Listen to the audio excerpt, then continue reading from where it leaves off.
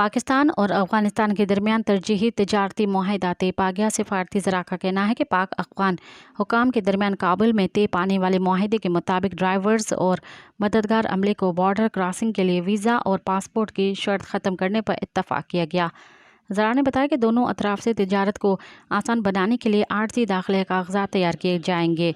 1 मई से बॉर्डर पर ट्रेडर्स के लिए बगैर वीज़ा और पासपोर्ट का निज़ाम काम शुरू कर दिया जाएगा।